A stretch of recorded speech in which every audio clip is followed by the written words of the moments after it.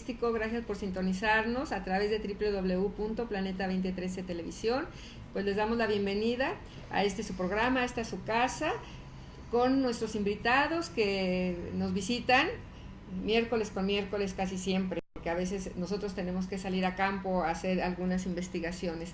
El día de hoy, pues bueno, me siento muy honrada porque era así como uno de mis, pues sí, objetivos, entrevistar a una personalidad, de veras, a un investigador que tiene unos conocimientos amplios en todo lo que es nuestra cultura, principalmente en la calendárica. Él es Frank Díaz, es su nombre, hermano, compañero, amigo, compañero del camino en la toltequidad, del camino en todo lo que es nuestra cultura ancestral. Él tiene estudios de sociología, antropología, lingüística, religiones comparadas, esto es de forma didáctica. También tiene posgrado de antropología física en la Academia de Ciencias de Cuba. Él es un hermano que viene de Cuba, de esa isla tan hermosa que algún día puse ahí mis pies.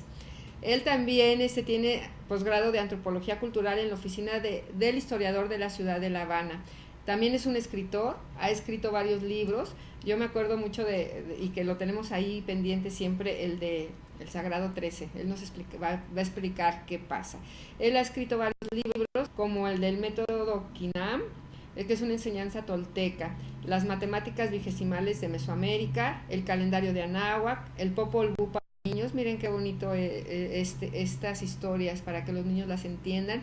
El Evangelio de la Serpiente Emplumada, Arios y Nahuas, antiguos vínculos lingüísticos. Esos son algunos de los títulos de sus libros que él que están vigentes, los pueden encontrar. Él ahorita ya nos va a decir dónde.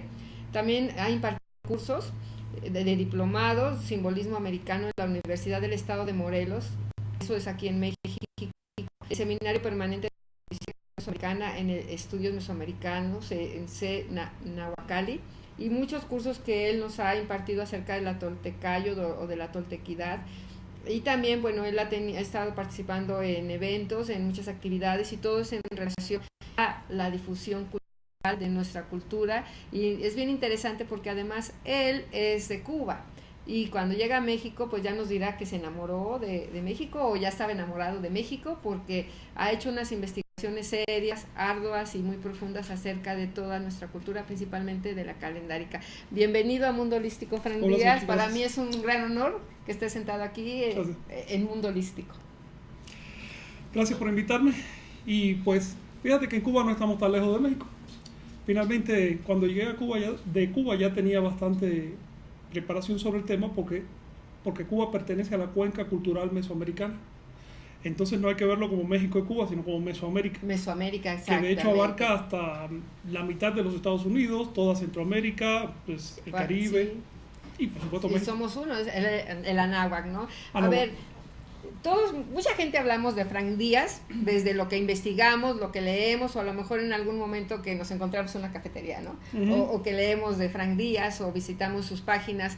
Pues yo quisiera que tú nos compartieras ¿quién es Frank Díaz? Esa persona, la persona, primero así, ya sabemos que eres un investigador de los más serios que puedo yo decir en relación a toda nuestra cultura, pero Frank Díaz, porque también puedes escribir para niños, ese Frank Díaz que a lo mejor poca gente tiene el honor de conocer. Bueno, gracias. Yo me dedico enteramente a la causa de la investigación y la difusión de las raíces toltecas de Anáhuac, por decirlo de manera propia, es decir, de las raíces mesoamericanas, si quiero usar un nombre académico. Vida personal no tengo mucha, estoy dedicado a eso enteramente.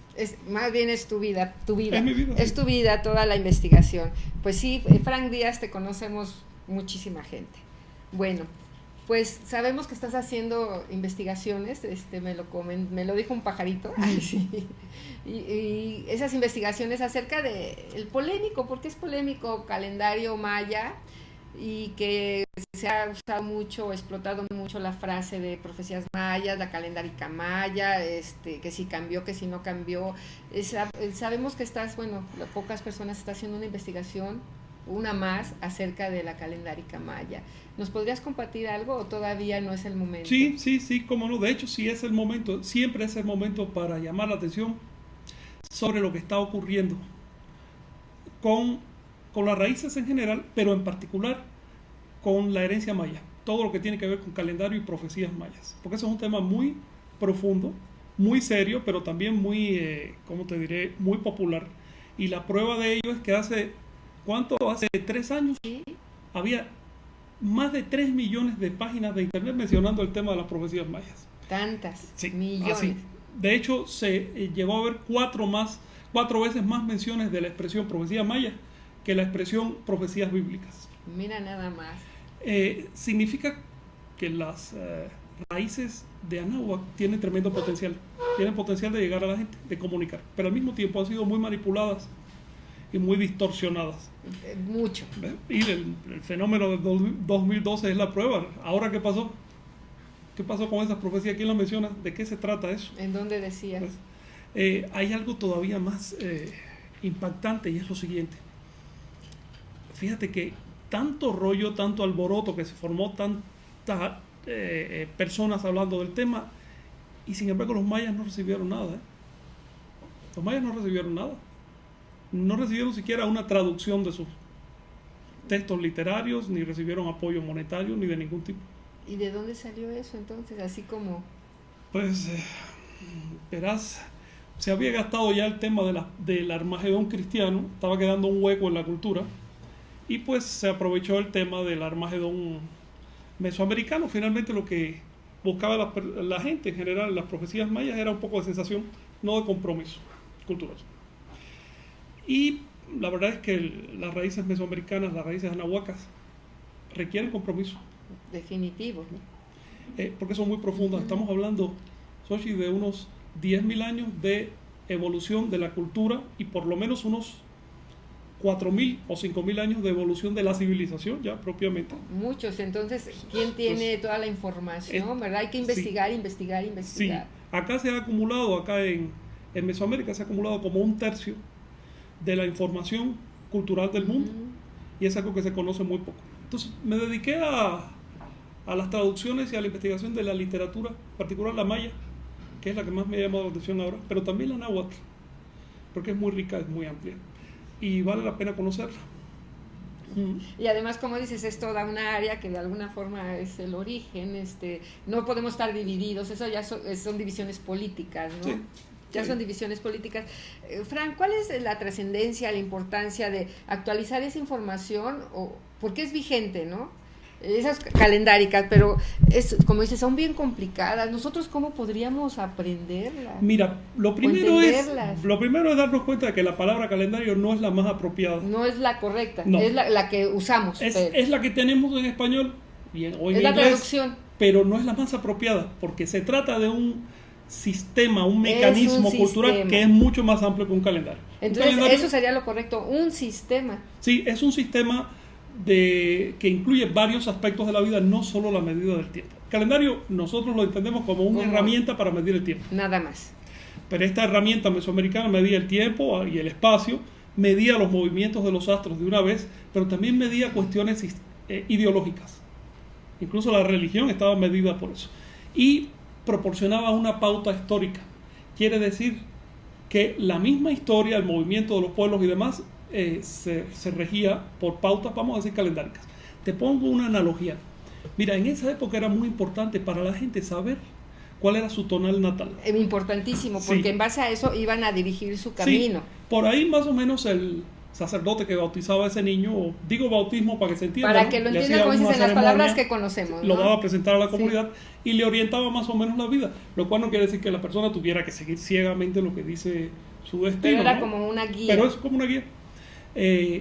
Ese tonal se llamaba en maya kin, por cierto. Pues bien, la misma importancia que tenía el tonal para la persona lo tenía el tema de las profecías para la sociedad. Y aquí nos encontramos con otra cuestión de palabras, porque la expresión profecía no es la más apropiada. No, tampoco. Vamos a hablar en nuestros términos, sí, que dices, lo que entendemos, ¿verdad?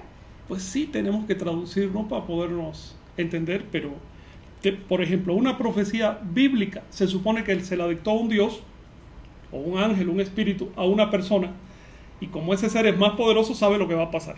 Esa es la idea de que hay en el fondo de una profecía bíblica. En la profecía maya no existe nada de eso. El sacerdote maya, el chilam, que es como se llama, registraba la historia, leía lo que pasó en la historia y hacía análisis estadísticos. Y sacaba una conclusión que no era obligatoria, sino que decía, es probable que pase tal y más cual cosa. Es un tema muy diferente, se le llama profecía, pero en realidad debería llamársele pues estudio sociológico. Pues sí. Estudio de los ciclos sociales. Es más bien un apéndice de la historia que propiamente de la religión. Y eso está vigente, esos textos están ahí, hay que traducirlos. Son abundantes. Y otra cosa que descubrí hace poco es que siguen influyendo mucho en la vida de los mayas, de las comunidades mayas. Y ahí están los mayas, sí. Porque también otra cosa que decían, es que ¿a dónde se fueron los mayas? Ahí están los mayas. Hemos ido a Chiapas, a Guatemala, sí. Ahí están las comunidades. Pero están muy herméticos, te voy a decir. Sí, están muy herméticos. Así, sí. Porque cada vez que llega alguien de fuera, por ejemplo, si es un académico, llega con mucho menosprecio.